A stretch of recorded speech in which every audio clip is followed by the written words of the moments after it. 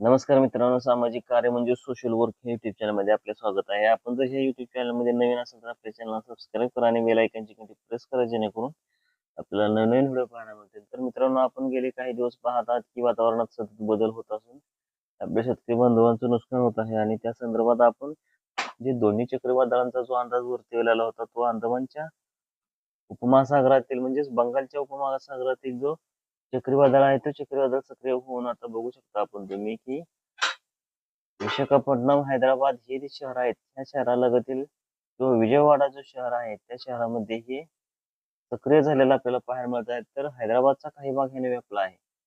तर त्या संदर्भात आपण आपल्या व्हिडिओच्या माध्यमातून आपल्याला माहिती देण्याचा प्रयत्न करत असतो आणि आपल्या शेतकरी बांधवांचं नुकसान होऊ नये त्यासाठी आपण व्हिडिओच्या माध्यमातून आपल्यापर्यंत इन्फॉर्मेशन पोहोचावी.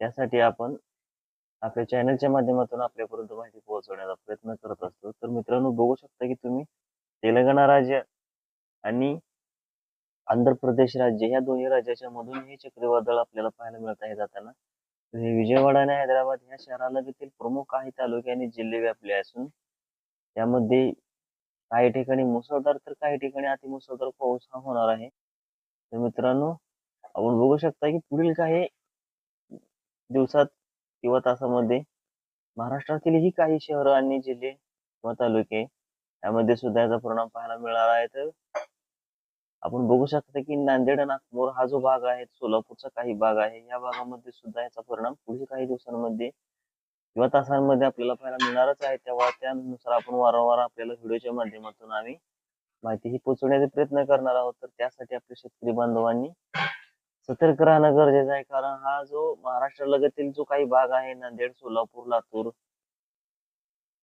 हा जो भाग आहे, काही विजापूरचा भाग आहे, वाशिम, औरंगाबाद हा जो भाग आहे, अमरावतीचा, नागपूर नागपूर लगतील काही चंद्रपूर, गडचिरोली हा जो भाग आहे, या भागामध्ये सुद्धा पुढील काही तासांमध्ये आपल्याला वातावरण हे बदलत असून त्या भागामध्ये काही ठिकाणी मुसळधार तर काही ठिकाणी अतिमुसळधार तर काही ठिकाणी रिमझिम स्वरूपाचा पाऊस हा आपल्याला पाहायला मिळणार आहे. तर त्यासाठी मित्रांनो, आपण आपल्या चॅनलच्या माध्यमातून आपल्याला माहिती पोहोचवण्याचा प्रयत्न करणार आहोत.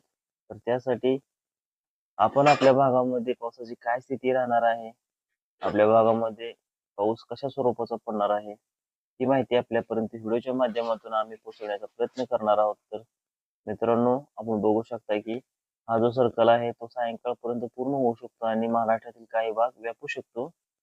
तर आपल्या भागामध्ये काय स्थिती आहे ती कमेंट बॉक्समध्ये नक्की लिहा. तर धन्यवाद मित्रांनो. आपलं